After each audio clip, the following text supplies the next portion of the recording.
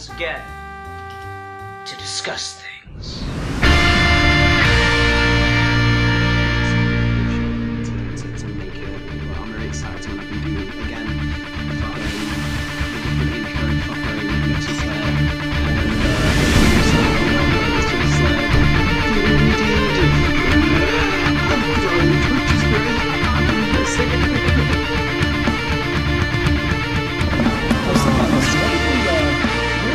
the art piece for the Mira one was going to be. Excuse me? The Mira and versus Kakarot in episode 7. What did we decide the art piece was going to be for that one? I don't think that one has an art piece. Oh, I thought the plan was each one would. Yeah, but we didn't give that one. Oh. So I just assumed because that one was more of a gag one. Ah, okay. I can give it one if we can think of one. Well, I was thinking on like if there was a way to do like a showing her like looking all epic and, you know, forming the sea and, you know, paralleling it with Kakarot looking so casual as he just to shoot the sea in half. And I was like, if there's a way to like parallel just the casualness with like the epicness of it. I could do that. I think you could do a cool kind of split screen type effect on that, or even just they're on the same island, and to the left Mera's doing the big crazy thing, and then to the right Goku's just standing with his Shintani grin with one hand out, just pew. I think that's very doable. Yeah, that's kind of what I was thinking of, is like just trying to make it like look, just trying to make it, you know, kind of a Toriyama gag kind of panel or something like that. It's normally the Toriyama thing, is it's like the super, or even JoJo does this a lot, where it's like that super rendered, massive, gorgeous POV. Oh, actually no, the thing that does this the best is One Punch Man. It's like that amazing, fucking, you've never seen something drawn so majestically in your life, and then it's just like a doodle of Saitama just punching it on the next page. Oh, never gets old. It's like the anime did a really great job of that, of capturing, but like it's something about the page turn in the manga and in the black and white where it legitimately looks like it's an out of place doodle on a fucking beautifully rendered Ghibli page. Just makes it hit different. That's pretty good. All right, like there's something like well, go ahead. Yeah, you ready to go ahead and get started? All right. Hi everyone, welcome to another episode of Geeky Gentleman Fan Film Reviews. Today we're here to not review a fan film. I'm Sid Part 2. Joining me today is A Geek for Fun. Indeed. What are we reviewing today, A Geek for Fun? Well, it was your pick of many, but today we are reviewing the Justice League Mortal audio drama. Yeah, so audio dramas, like fan-made ones, we've done a couple on the show before, but they are farther and fewer between. And, you know, I've worked on one independently, but I've actually worked on a couple things that you could basically just call audio dramas independently. Alfie and I worked together on Echoes of the Night, and I just think they're a really interesting type of like medium that has been kind of revitalized by the internet age and just fan projects and people wanting to do stuff but not having necessarily the resources to do something live action or the time or expense to do something animated. So it's a interesting little place for creative projects to come out, and I think they're always cool. So this is an audio drama that kind of has an interesting place, because most of the time when we do Geeky Gentleman stuff, we do spend a lot of time talking about story, and we'll still do that here, but this has done a thing that is kind of cool, which is it's taken the unproduced Justice League script by George Miller from 2006, 2007 for the Justice League movie that got very, very close to happening, but then got the plug pulled on it pretty much at the final hour. Like, they even had the full cast all booked. They even did costume tests, and the cast did like a group photo op and everything, and then the plug got pulled after that, of all things. Mm-hmm. There was a really great one of my favorite stories about that. Is they all went down there for a good couple of months, and what George Miller did to get the actors in character is he'd like the Aquaman actor, he'd make go swim with dolphins like for the entire time, just always in water. The Flash actor was always playing with like rubber bands and on treadmills, making like twitchy. They wouldn't tell the Batman actor stuff, and they'd leave him out of group events to make him more paranoid. and the Superman actor they brought to the set like a couple of months early and gave him all the details, so that when everyone else came to him, they'd look to him for guidance and like advice. So they'd be like, "Oh, where are we going next, DJ?" Like, it's really clever. I did not know about that. That's crazy. Yeah, there's a whole interview about where they're going over like how in depth they went to try and get into character. And like sometimes stories like that with Jared Leto are like, "Oh my god, this is so annoying to deal with." But shit like that, I think, no, that's actually kind of fun. That's like a game, effectively, at that point. Mm-hmm. Yeah, for sure. So it's just an interesting thing. So we'll of course talk about the story here, because I do think it is worth discussing.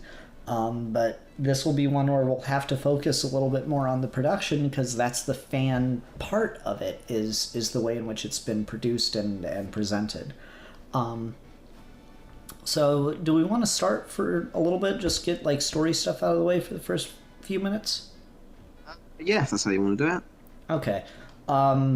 So I like this a lot, and I'm kind of mad that this wasn't the Justice League movie that we got, and the Justice League movies that we got are bad and awful in that order. Yeah.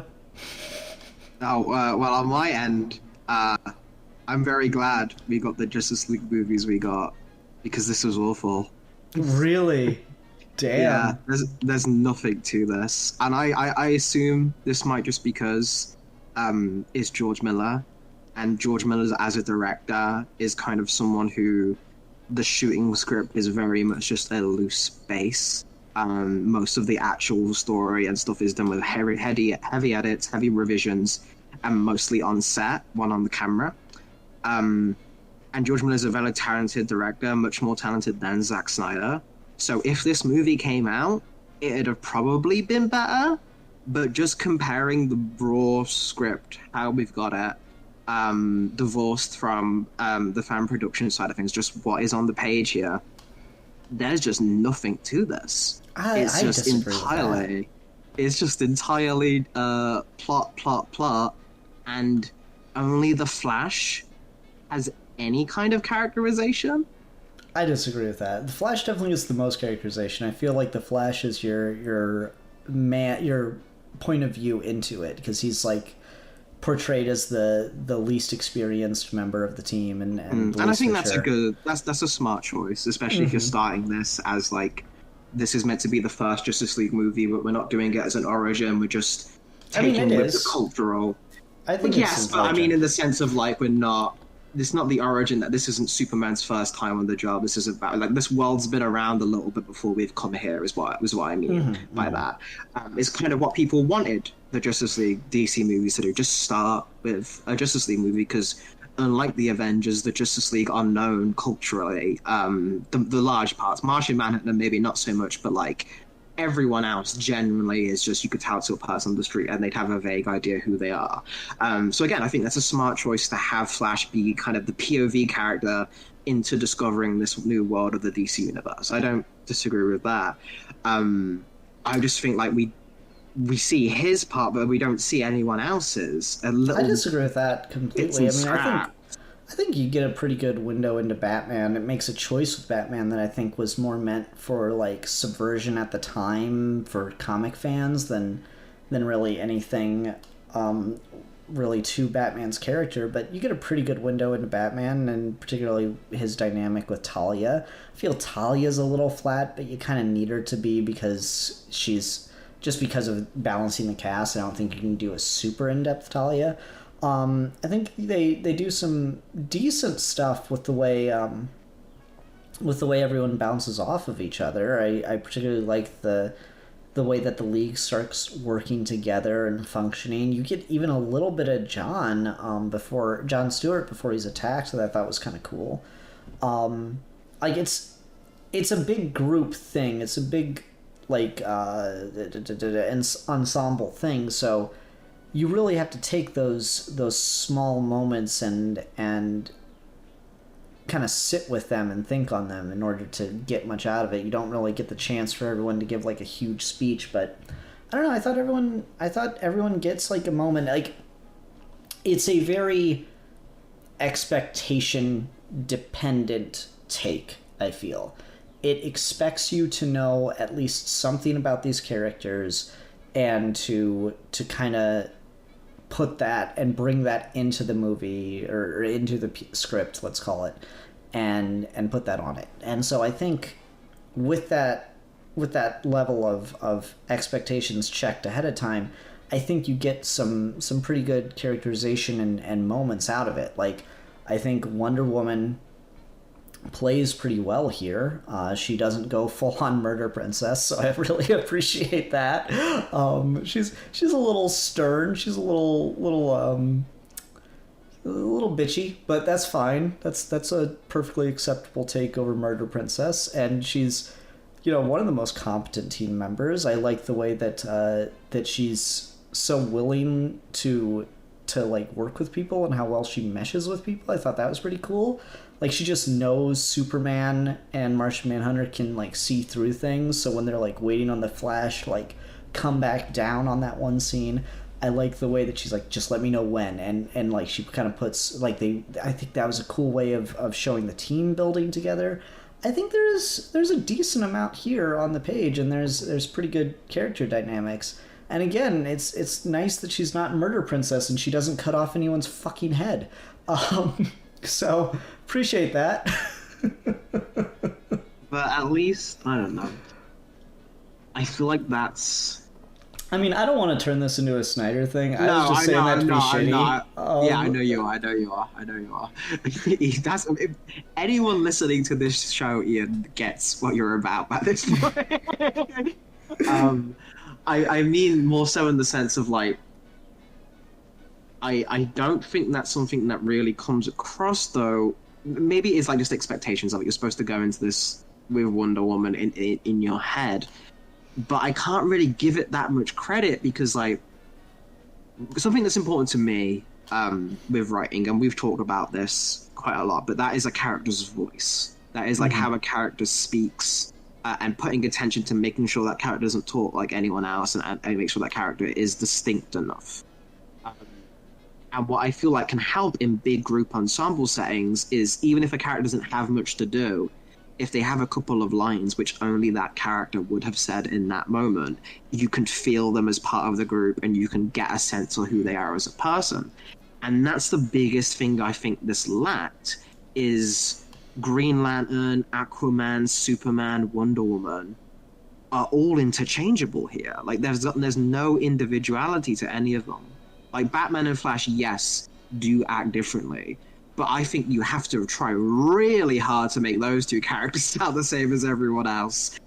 So I don't really want to give it that much credit to. I think this is just a case of where we have almost like the Silver Age way of how this Justice League would be written, but this is even meant to be a comedy. It's meant to be taken seriously, so it doesn't really work. Where all the characters are the same hero with just a different face is what that feels to me. I don't know if I'd agree with that. Like, definitely Aquaman and Green Lantern and Martian Manhunter get the least to do in this. They're... I forgot about Martian Manhunter as well, but let's add him to the list as well. Yeah. Like, they certainly get the least to do here, but I feel like they still get distinction. I feel like they still get cool moments. Like, the Green Lantern doing surgery scenes really hit, and the Aquaman returning the favor kind of thing, I think that really hit, and it helped get you into like the intenseness of what was going on, and it made you feel like the difficulty of the situation given how impossible what they were up against was, and I think that helped get across just a sense of character. Martian Manhunter probably gets a little more to do than both Green Lantern and Aquaman, but I think that all works. Superman, I guess I'm middle of the road on Superman. I don't think he gets like a super strong characterization, but even then he does get a moment. Not even a moment. He gets like a pretty good arc in this, I'd say, because like at first he's just trying to help out, which is I think good standard, status quo Superman writing. Like he sees the problem, he's trying to help, he takes him to his house, Fortress of Solitude, to try to give him a safe place to work and think. Shit starts going wrong, and then Batman shows up and tells him, this is me, this is my fault, I did this, I attacked you, kind of situation. And then he and Batman have that whole conversation of like, you've gone too far this time, why would you do something like this, that wouldn't happen. And then guess what? Climax of the movie, someone takes control of Superman and starts using him against people. And Superman doesn't know what the fuck has happened until he comes out of it and sees that Batman has just killed Maxwell Lord, and he can't believe it. He can't accept it.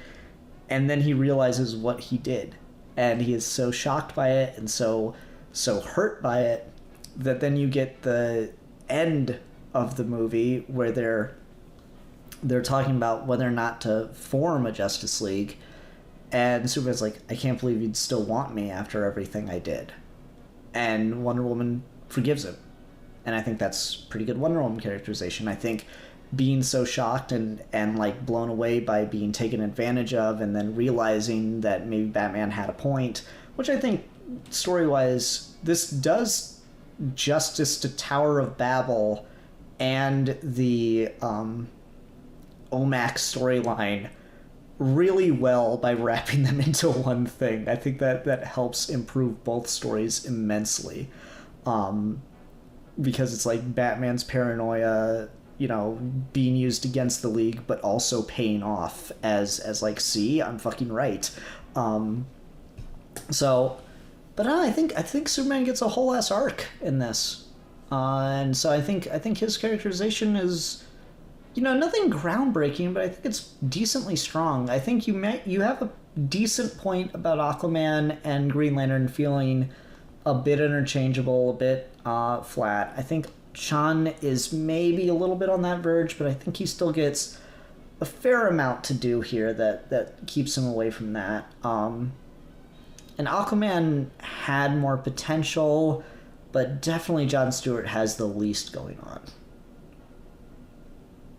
Yeah, for me, everything that works in what you said, for me, I don't necessarily want to do it as a gimme, because that all comes from Mark Waid, not George Miller. That doesn't come from the script. It comes from just Tower of Babel's ideas being solid. And I think what this does here... I mean, in adaptation, you choose what you're adapting. Yeah, exactly. But like, I don't want to... I don't want to give that as the idea they had, because in my opinion, when they add original stuff and the things that they choose to do and how they execute it here, I think hurts the original story, because Tower of Babel comes after Batman and the Justice League have been together for years and is this long betrayal of what these things, and where Superman has been taken over for. I don't think the point of Tower of Babel is meant to be, oh fuck, Batman was right. It's meant to be Batman's fucking paranoid and doesn't trust his friends. I mean, the Tower of Babel story has always been Batman has a point. He has an argument. And it's hard for the League to accept that. But yes, he took it too far. He went too far with it. I don't think this... Even if, again, if you go... There's a nuance to it in that I don't think is here in this. Because in this... we have a Superman who just and that the rest of the League just completely seems just like an idiot. Like, he doesn't consider it whatsoever. When it happens, they're just completely like, oh my god, or like, this is like, it just feels so much kind of like there's no individuality to this character here. It's just acting to make the point about Batman. And especially with how the arc is wrapped up, and again, I don't know if you want to talk about spoilers in like a cancelled movie script that cannot be spoiled. But with taking like the Maxwell Lord death is something that's been talked endlessly, and I think we both don't want to turn this whole video into something like that, because that could very much be its own Geeky gentleman video apparently. But like, but all it is a very Wonder Woman specific moral problem. I feel it is one that was created for her and that moment specifically in time, and I feel like how they do it in this not only really insults Wonder Woman's character, insults Batman's one, and insults. They get the free with how they wrap it up here. It's ridiculous. Like, I don't understand, especially as someone who has been one of the more rampant defenders of that scene's kind of like merits. Does that, like, how they're taking that from Diana, give it to, like, that doesn't weird you out? That doesn't, like, I mean, it is. I think that's the weakest point of the script. Certainly, I think it seems like a choice made more for the sake of subversion than for the sake of the story.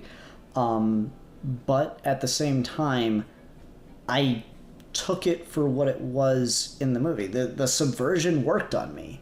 Like, I was surprised. Batman, of course, has been a character who has always been against killing, and it's a little weird. Like, I don't think I can defend that choice. I don't think that choice necessarily works on its own, and that probably would have been something. Like, I think you could probably argue there's a version of the movie, like, if they shot it, that each character on the Justice League ends up killing Maxwell Lord. It's almost like they're all interchangeable. Yeah. No, I think you can make an argument that any one of them would do it, and except Diana in that situation, because they were trying to be subversive, and they, at least for the script version, they went with Batman. I think that's a fine.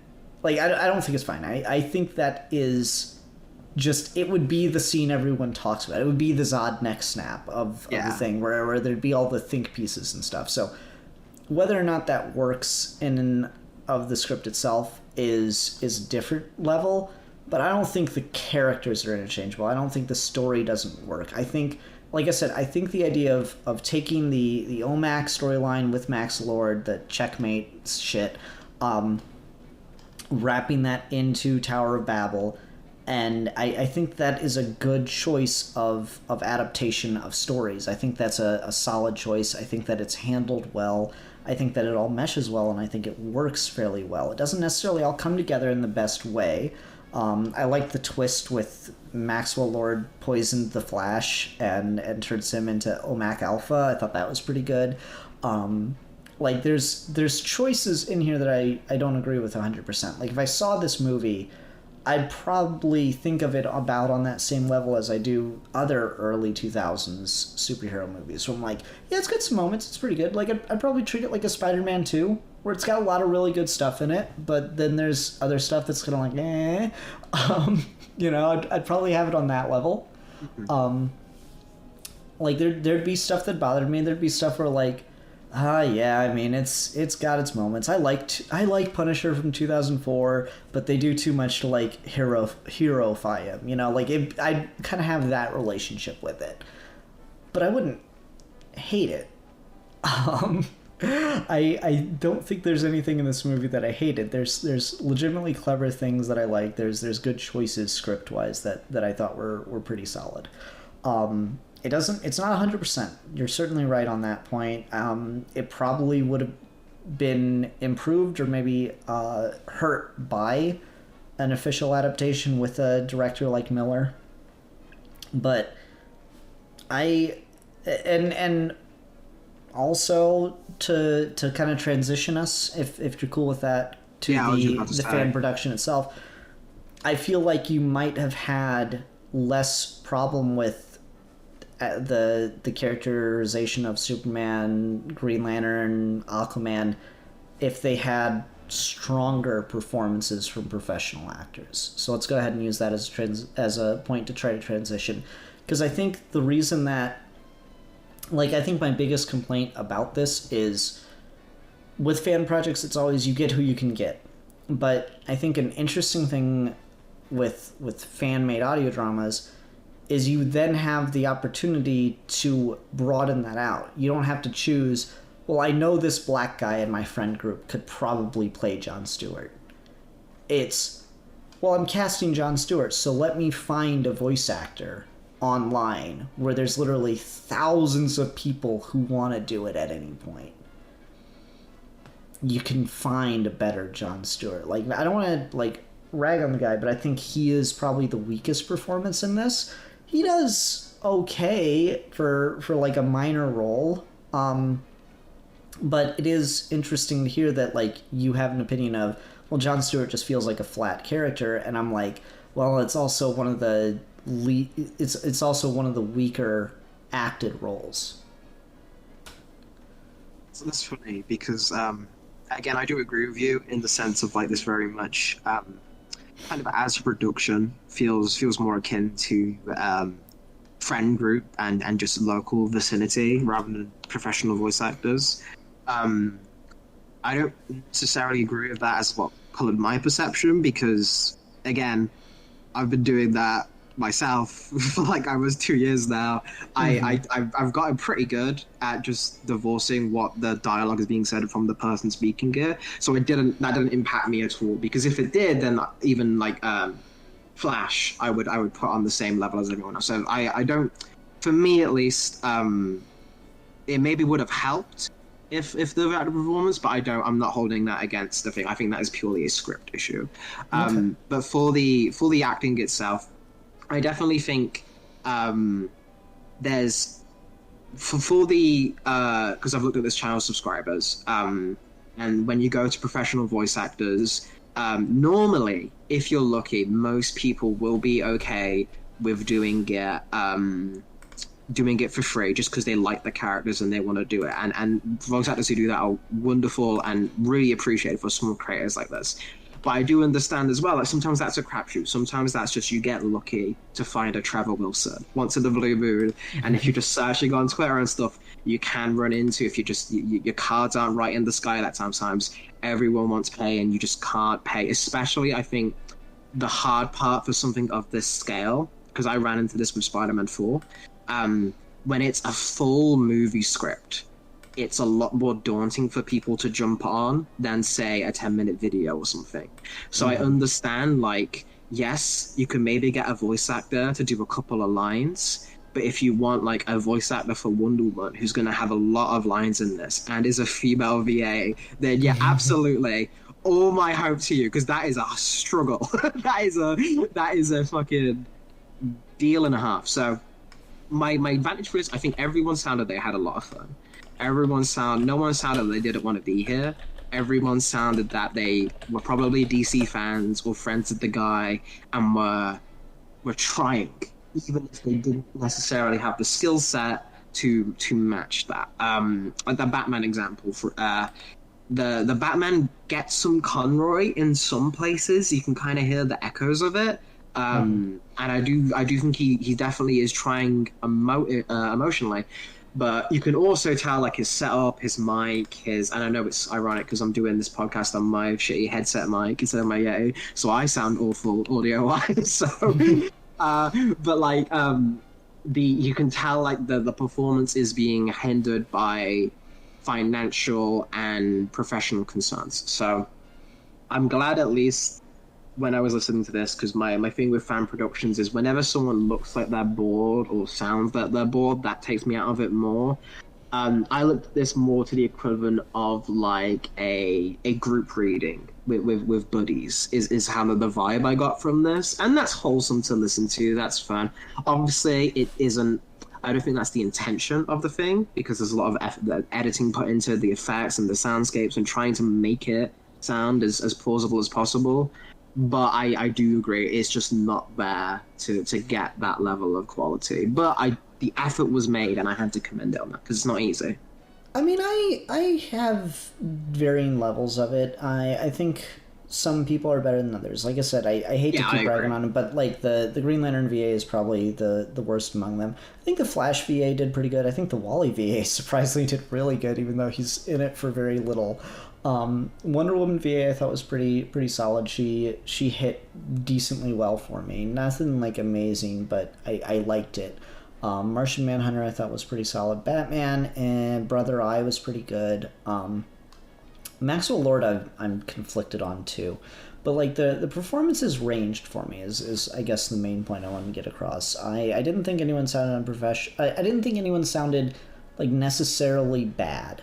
I think what you're probably looking at here is a cast of people who are mostly inexperienced, who are mostly like haven't done much stuff, and this is their, because a lot of fan productions with voice actors just are that. We've certainly run into that, where it's just people looking to give it a try, to see if they like it, to see if it'd be something they think they're good at, or something they could maybe pursue or try to get bigger at, and it's just a way to get their name out there and get started, get some experience under the belt, get stuff for a demo reel, basically.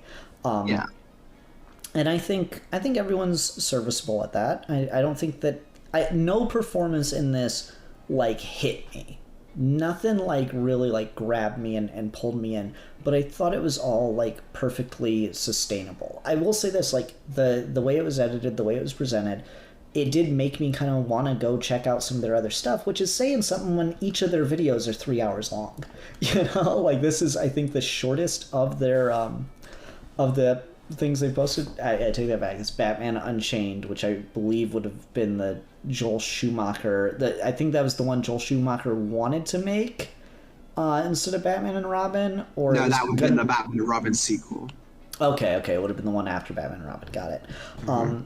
So, like, that's, you know, it makes me want to see that. They've also got Justice League Dark, which, if that's the fucking Del Toro script, now I'm really interested. So, you know, there's cool, like, the formatting was something that I really didn't think would grab me, but it ended up working out pretty well. I'm always curious whenever I see stuff like this, how much of it is just straight reading from the script for, like, scene direction and stuff, and how much of it is taking scene direction and turning it into proper narration. Because I mean, I'm sure that like he never says camera moves, this pan, this cut, or anything. He does actually say cut too a couple times, but there's no like description of camera movement, so I have to assume that they went in and did some trimming to the scene direction. But I'm curious how much of it was like, you know, punched up for prose purposes. My take, as someone who has read a lot of these unfinished superhero movie scripts, either for my own things or just curious reading, I would be surprised if they touched this at all. I think this is a completely straight reading, because this reads like how most superhero scripts are actually written. Okay. Yeah, I mean, some of them are pretty... Like, some of the descriptions are just flowery enough where I kind of wonder about it, but it works pretty well. Like, there's moments in this where everything does start hitting really, really well and you know, working its way up.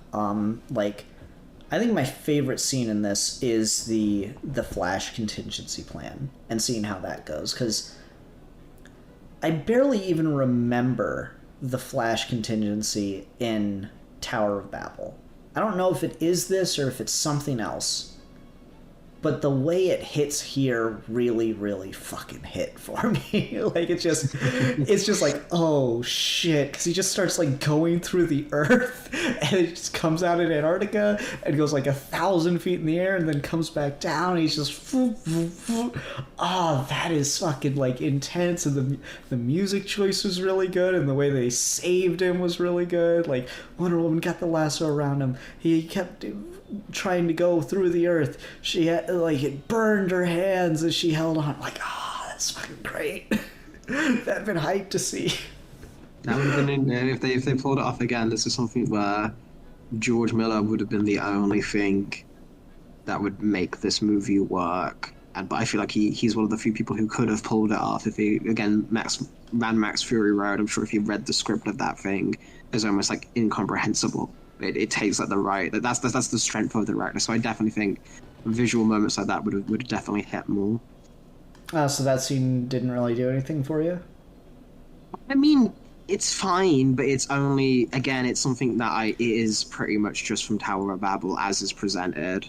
and that has the advantage of being Visual. a comic. Yeah, and again, the Flash is such a visual character that. I will say, because I will transition to this a little bit, because I do praise the actors, and I do want to just say this as well, because I also have edited audio dramas. I know how much time and investment, and even one of mine isn't even fully finished yet, because I don't want to do the rest of the work on one of the things. So trust me when I say this, I know the pain. You're a champion just for trying it. I will say moments like that, I feel, is where the sound mixing and the editing are really letting it down a bit. The Flash CW show, if you go on YouTube, you can download sound pack of all the sound effects they use on that series. Of the music tracks, I think are okay, but I feel like the music is really loud and really quiet sometimes, and the voices don't quite stand out from it. The soundscapes don't get much moments to breathe, and the narration is very just pace, where you can't really let a moment sit. And I understand that's because if you did that for something that's this long, you'd have like a 5-hour video. So I understand it. It's just because of that, it makes it hard to appreciate little moments like that in those times to really get hyped, because the presentation of it isn't doing anything for me, even just on the audio senses. I feel like to make that work, you really have to kind of pull out the effects and let us feel the earth and and just have no narration, or just let us hear the sounds of what's going on. And they don't do that for any point in this film. And again, I understand because of how long this beast is. If you did that, this is almost 3 hours. Well, I mean, and I'd say that if you did more of that, you would be able to cut narration at different points, you know? Yeah, you could do that then. Yeah, and that's maybe a good thing, is like, it's an adaptation of the script. It doesn't necessarily have to be a full reading of the script. I think that you would be well within your rights to keep a narrator, sure, if you feel you absolutely must. But I feel like you would be within your rights to try to find a way to just take the direction and use it as dialogue, or like rework it as dialogue, or rework it as pure sound to be able to work in the medium and get it down to what its proper runtime should have been, which I'd say is this probably like a 2-hour movie, maybe hour and like 50, something like that. Yeah, you know, it's not that long. Script wise, in terms of what actually happens. I mean, just here's a throwing an idea. If I had to do this as an audio drama, right, and you got the conceit in the story itself. So we open with the death of a Justice League member, and then we end it, and that is the final reveal to Barry Allen, who has that moment where he goes to his full light speed moment, has his goodbye to Iris, and then has to go save the day, and then dies. I like that. I like the way that was done. I've got to go save the world now. Just like she kept telling him, you don't have to go. You don't have to save the whole world. And he's like, I have to go save the whole world now. Bye. That was good. So you know what you do for that then is, all right, there's your narrator. It's Barry Allen telling the story of what happened to Iris in the Speed Force in that moment. And therefore you can cut out the parts that don't need narration, but things that do, make it into prose of Barry explaining the events of the thing, and there's your audio drama, because that's what Sandman does. That's what some of the Doctor Who audio dramas do. That's what the adaptation of Dracula does in audio drama. It's a very common thing to have the script be turned into a little bit of a narrator, but someone who is part of the story. It's a second person narrator.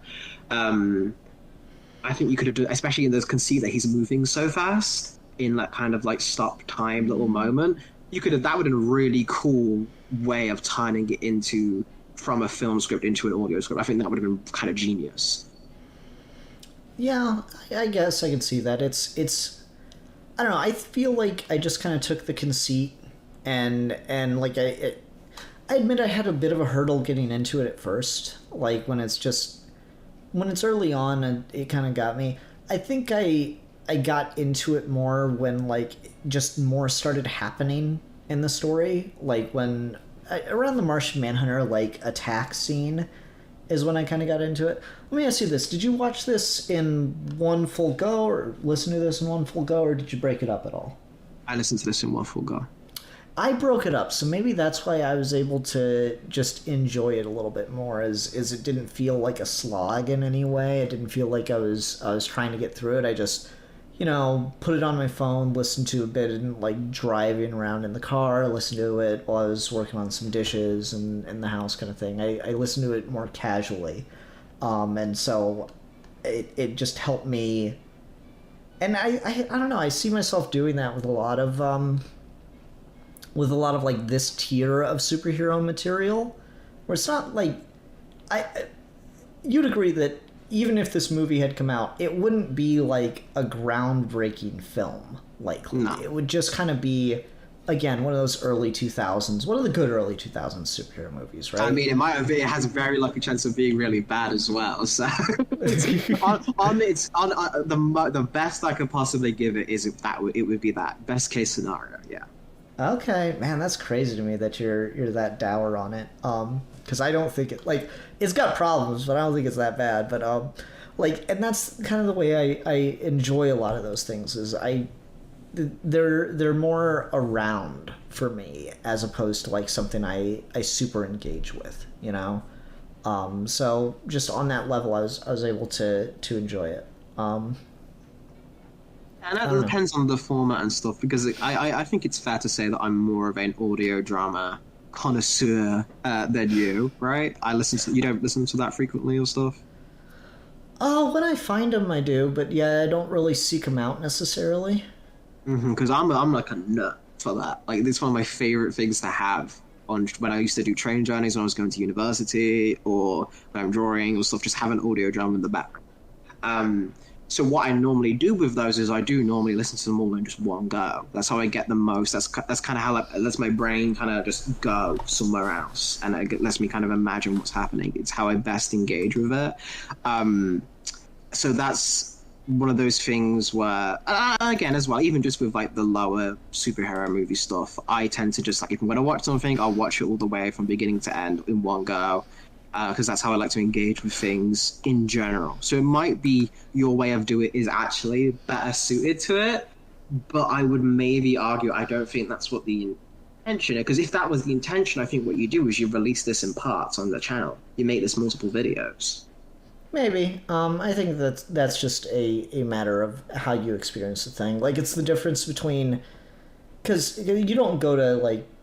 Obviously not now with COVID, but, like, you don't really like go to and thrive in the theatrical screening experience, right? Because I've heard you talk about, like, with HBO Max and stuff, you're like, yes, finally I can just watch movies at home. Yeah, exactly. But like, if I'm at home, I'm in my bed, cozied up with my wardrobe, tablet or something, so I don't do anything else while I'm doing it though. Yeah, but like, my thing is, the point I'm making more is the way that you prefer to experience a thing can really change your perception of the thing. Because like, I've seen bad movies or really just middle of the road, vanilla movies, but I've ended up really appreciating, really liking those movies because I saw them in an audience, and the audience had a good vibe to it, and like, all the jokes that would make me go, made the audience laugh, and made me laugh with the audience. Laughter can be infectious kind of thing. Like, the movie that comes to mind for this, of like, it doesn't necessarily have to be audience experience, but like, Bad Santa is my favorite Christmas movie, and I've not been able to enjoy it on the same level that I used to in 9 years. Because I used to watch it with my dad, and we cracked up watching it together. My dad died, and it's not that I get sad watching it because I think about my dead dad, it's that no one else enjoys it on the same level that he and I did together. So no one I try to watch it with is able to laugh at it with me as hard. And so just the way that you experience a thing can change your perception of its quality. And I think that might be kind of what happened here, is me experiencing it in the more piecemeal, broken up thing, whether or not that was the intention, had me come away and enjoy it a bit more overall, get more into the story, and kind of give it more more benefit of the doubt, let's call it. I don't think that's the right term, but let's just use that. Than you who approached it all in one sitting. Like, you probably approached it the way a reviewer should, in all fairness, but like, you gave it more focus, you gave it more attention, you were more analytical toward it. And so maybe that's why you're kind of more sour on different aspects of it, because a lot of the stuff you've said about it, I just didn't even cross my mind. I just kind of went with this. I guess maybe one of the problems is, as much as I might be the one of us like praising this production a little bit more and being a bit more like, no, this was good, is I don't know if I found anything good. There are like moments that hit for me a bit better, but I don't know if I found anything particularly good as I did find it serviceable. And maybe that serviceableness in your experience just kind of added to the to making it feel harder to get through. Yeah, and I think maybe it is as well because, again, with fan things, if the format is presented as a single video, I want to be fair to them because, like, if I release DVDC in parts, like, yes, we've got the movie cuts, but they are intended to kind of be enjoyed as cliffhanger episode videos that you can watch in the moment, but we also write them that once they're all written out, you can enjoy them. So there's different ways to enjoy DVDC depending on your thing. I feel like if there is only the one thing that is released by this fan creator, then I have to kind of engage it in that way just to be fair to them, because I don't want it to be like I look back at it and I forgot something, which then becomes important later, I think. So I want to do my best because... I 100% did that. By the time I finished this, I forgot that it opened with a funeral. I mean, look, man, you'd be in the comment section and they'd be in a Discord called like, oh man, the audience just forgets everything. When I'm the good fan, I'm the trip right now. I'm listening to all the things. So, like, you know what I have to say to that? Vegito emoji. Vegito emoji.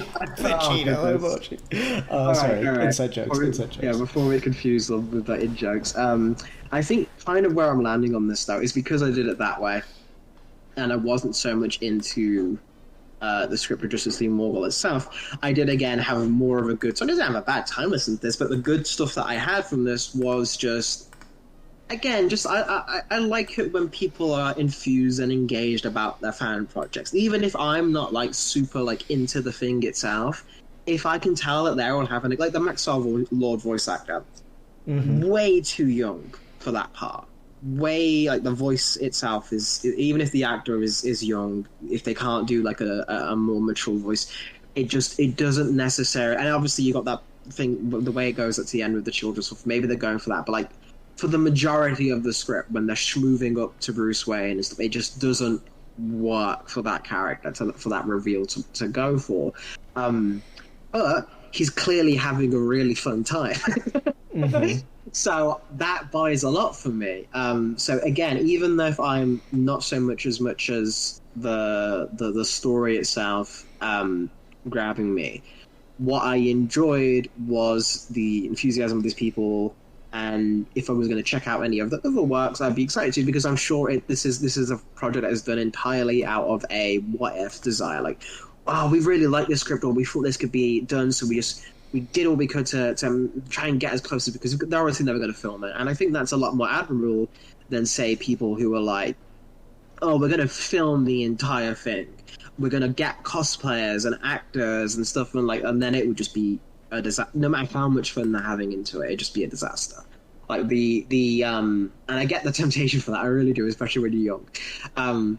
What I liked about this is it really felt like a group of people who had the right mentality when it comes to fan works, where, all right, we just need to get this thing done. Like, this thing needs to get done. This isn't something that was, like, released teasers and then never made the thing. It's just on the channel, boom, there it is, 2.5 hours, whole thing. And it's got decent views, especially in comparison to the sub count, so I think they made the right call on that.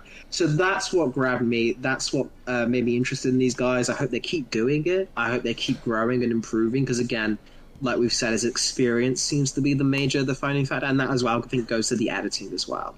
And I mean, I think it's interesting to note that this is their first video, and then the other two have been done after this.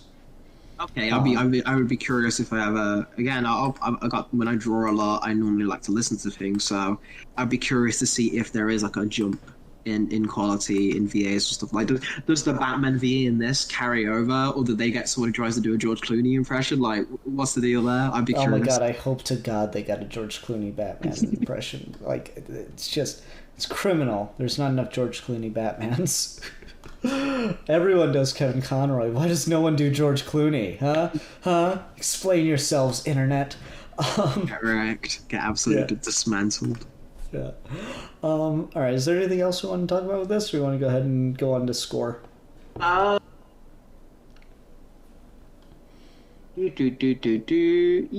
I think that's. I mean, just before score, say this was the thing that started the new DCEU, would you then be like, oh yeah, I want to see this Wonder Woman solo movie, I want to see the Superman solo movie, or would you, like, is this the old timeline that you wanted? Oh, 100% over what we've got. Hell yeah. This isn't my ideal timeline, certainly, but this is 100% better than where we're at. It's 112% better than where we're at. Did you ever see the? Oh, that's one thing. I guess I'll say real quick, before I let you answer your own question. I thought it was a weird choice to use the art, just like generic art for the video image that has to be up, when there's literally a photo of the cast in costume. That would more directly show what you are. In all fairness, I think the reason that choice may have been made, if it was a conscious choice, is there's only really low quality versions of the said photo around, so kind of fair, but also there are some really HD quality photos of the Wonder Woman actress style in costume that you could have used. Maybe instead of the entire group, maybe just that. I mean, I think you need the entire group to kind of get it across, or maybe like a collage image of some kind. Yeah, because there's not a concept art for this as well, which the concept art for this looks beautiful. So I would have used some of that. I don't need it to change every 5 minutes or anything like that, or do like comic panels to show what's being referenced. I think that would get distracted. I just think it was like a weird choice to only use art of the Justice League. I think that probably should have, even if it is like really low quality, probably should have put the thumbnail art or the main art as the cast picture. Because that, when I saw this at first, I thought it was just an original Justice League story, or maybe a comic story adaptation. I didn't realize it was the script adaptation, because I just am not familiar enough with the script before this to remember the name even.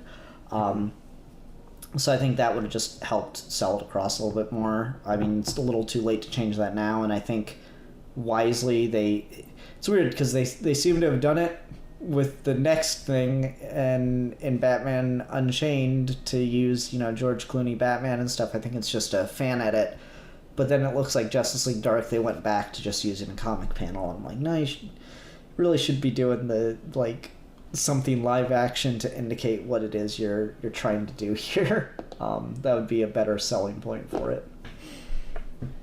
Yeah, what was your opinion? Would you have preferred this timeline to what we have? No. Especially given the time period this would have came out in, next to the Nolan movies, is like, yeah, we went through a rough patch to where we are now. We're still not where we should be. I don't know, man. I feel like if things like this had went down and the way they took it, it's been so weird. It's almost like hard to imagine how different the landscape of things, because this would be pre-Avengers. So like this would be pre-Iron Man. Yeah, it would. Oh no, 2009. It would just been just after Iron Man. No, this was 2006. Yeah, but it was going to come out in 2009. Oh well, I mean, that's. But I don't know if it's just after Dark Knight. Yeah, that's a weird. Like, that's probably why I got the plug pulled on it, because of Dark Knight being in development and stuff. I'd imagine that had a big thing to do with it, especially with WB at the time not wanting to do like multiple Batman takes out there and stuff. And it would just been Superman Returns with a different Superman actor. See, it's just weird, a very weird kind of blip in history. But again, one that's absolutely, even if I'm not a fan of the script, I'm absolutely glad this exists because I think someone had to do something with it because it's such a. Wait, there was a Justice League movie that they did. And like, there's superhero cancel movies. Like there's like Mr. Sunday movies. Does great jobs of like going over them in like a comical manner. But I think this one is probably the most like just crazy that it got so close. Like it is literally like looking into an alternative reality when you see like these costumes. Mm-hmm. Yeah, there's that, and you remember the Green Arrow maximum security prison movie? Yeah, Superman Flyby. Ugh. The 2000s were a goddamn wild, wild west. Do that one, guys. If you're listening to this, I would love if you guys did an audio adaptation of Superman Flyby, because that thing is terrible, and I want to hear it. Damn. Oh, man. All right. Well, let's go ahead and go into ratings. I'll give this a solid 3.5 out of 5. Superman-sized burgers. I thought that was cute. Yeah, I'll have the burger Superman-sized. Oh, dude, that's good. I think Superman would find that mildly insulting. Is it like cultural appropriation that there's a planet called Planet Krypton, like restaurant chain? Like, isn't that kind of like, hey guys, that's like saying, here's Holocaust burgers. Don't do that shit, bro. Maxwell Lords of... Not eat there. That's the gag they should have done. Yeah. Maxwell Lord's a villain. He doesn't have to... Lex Luthor would absolutely never go to that line. That's even too much for him. He's like, well, that's kind of offensive, bro. That's kind of a bad look, man. Like, I appreciate what you're trying to do, but this isn't the way to go about it. Yeah, this is just, we don't want to get cancelled for this. Planet Krypton. The Twitter account is just Wendy's, but it's Jor-El. All right. For me, again, I'm not a fan of the scripting question. I did enjoy listening to this. I'm glad I did, and I liked everyone who did it, even if they're not the best voice actors in the world and stuff. You guys had a good time, and some of that enthusiasm like leaked over when I was listening. So definitely keep doing it. I'd love to see more, and I hope as you keep going, you get bigger and better stuff. It'd be fantastic. Any of the VAs, if they want like little things to cut their cheeks again, just let us know in the Geeky Gentleman, and maybe we can see. Because we do our own stuff as well, so there's that ad for Geeks of Fun. Yeah, just spent the whole time insulting you. Now come to me. Yeah, come to me, son of Kal-El. Kneel before Geek. But yeah, I give this 3 out of 5 blue Superman boots. What were they thinking? Rough. All right, Alfie, what are we going to be talking about next time? Next time we are going to be doing the quite recent Batman fan film called Batman Dying is Easy. Is that Bat in the Sun? Yes. Okay, alright, cool. It should be interesting because they hated our last review of their fan film, so it should be fun. Drama. That's why I'm doing it. I want to be in this one though because I want the smoke. Got the drama without Mr. Drama Midday last time. I know, right? Let's go. Until then, everyone, thanks very much for watching. I'm the Philosopher. And I am the champion of the... No, Maxwell Lord, my mind! And we are your Geeky Gentlemen, and we'll be discussing things.